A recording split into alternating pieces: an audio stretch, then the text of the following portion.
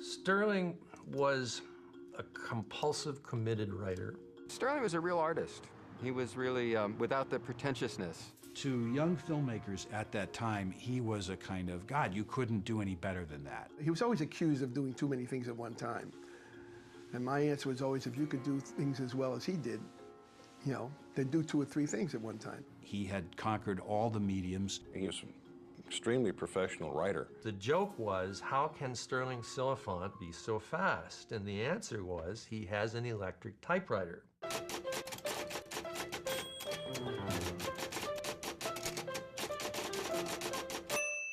Stirling would be doing the project he was hired to write.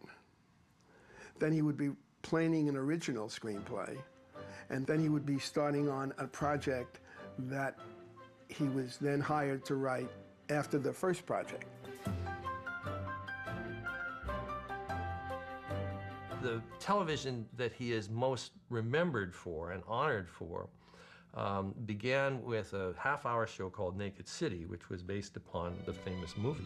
And Stirling did something like 31 of the first 39 half-hour shows. And on that basis, he and the co-producer, Herbert B. Leonard, decided that they would do a television show called Route 66. And this is the crown jewel.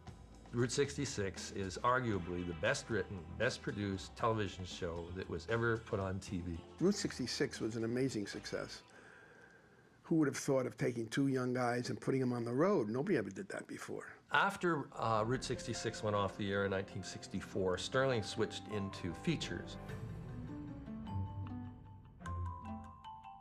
As a recipient of the Oscar, that changes a whole lot of things, and especially for such a quality movie as In the Heat of the Night. Then he went out and did a string of pictures that were very hard-hitting. He had a combative style about him. And he worked on, of course, the Poseidon Adventure. His structure is impeccable. The pacing, the way one character is introduced and segued into another, and how he all makes it build, it's an extraordinary achievement. All right, everybody down this way. Come on, baby. Oh, this is a bunch of crap. We're sinking, and nothing's going to keep us from drowning. Keep moving. I was very proud to have his name attached because I thought he was great. And it was a pleasure to meet him and to be around him and to know he was a part of it. We all felt that this would be one of the best pictures we ever did. It was a monster success. And that started the relationship with Irwin Allen, because following that, he did The Towering Inferno, which was an extremely difficult adaptation because there were 2 books. Warner Brothers had 1 book, and the other book Fox had the rights to. One, I believe, was The Glass Inferno, and the other book was The Tower. They put it together, and the script started to be developed. The script would often be rewritten in production, and then you'd have red pages, green pages, pink pages, white pages. It started to look like an ice cream dessert after a while. And Stirling had no compunction about rewriting. I mean, he was proud that anybody would think enough of him. Him doing Towering Inferno was a departure for him. Remember, he's a dramatic writer. He's a black and white writer. And this is all action and miniaturization, special effects, and it was a challenge for him. It was supposed to be snap, snap, snap, each scene following each other swiftly, and he realized that if he took the time to describe each scene, that pace would be shot. So he took to using a shorthand. You know, we would have interior apartment crappy. He was very popular at the time and very successful, and he was one of the writers who was known to take instruction. In other words, he would listen to what his director said, he would listen to what his producer said. Stirling would be brought in to really doctor up the big scenes, and they had an incident that happened in San Francisco where Steve McQueen got the idea that Paul was coming off better on the film than he was, and he wanted the end sequence to be rewritten to reflect him a little bit more. You know, we were lucky tonight. Body count's less than 200.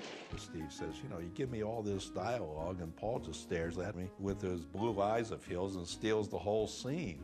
And Sir Irwin says, well, you know, Steve, you wanted this dialogue. This is your dialogue, and you got blue eyes too. And he says, yeah, I know, he says, but give him some dialogue, make him work. I don't know. Maybe they just ought to leave it the way it is. And Stirling was very baffled because in the next meeting, Steve said, no, I still don't like the dialogue, do something with it. And in frustration, finally, Stirling, the diplomat, he'd been around a very long time and he knew not to ruffle. So he found a way to talk to Steve as they were going down a hallway.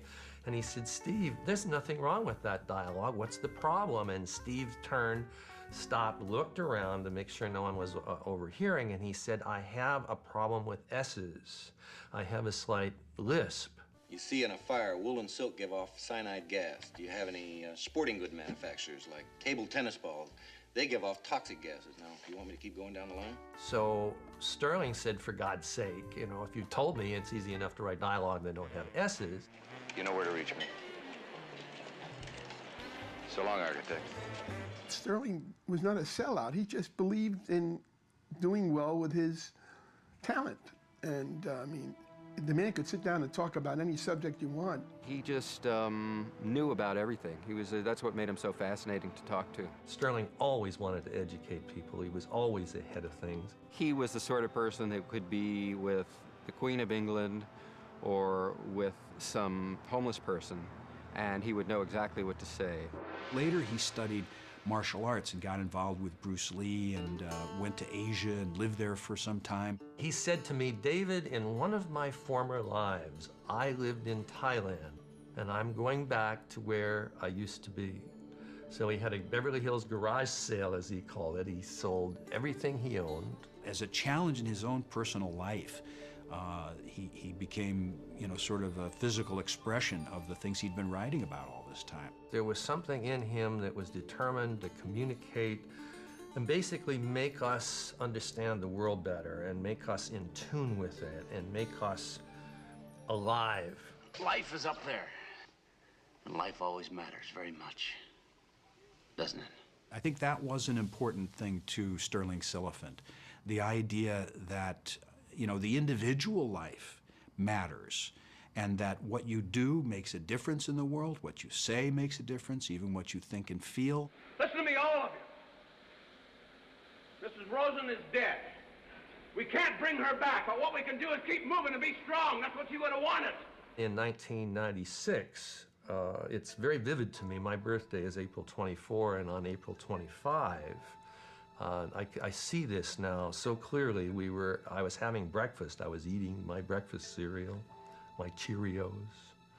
And on the radio, an announcer said Academy Award recipient Stirling Silliphant died today in Bangkok from prostate cancer. And I choked. I really loved the guy. I really did. I felt a tremendous amount of loyalty to him because he did to me. And we had lots of good times together and lots of laughs. You know, if there was one message, it's that you had to feel free and honest and true and experience the voids that life was in an honest way. And so at the end of his life, he fulfilled that theme of his work.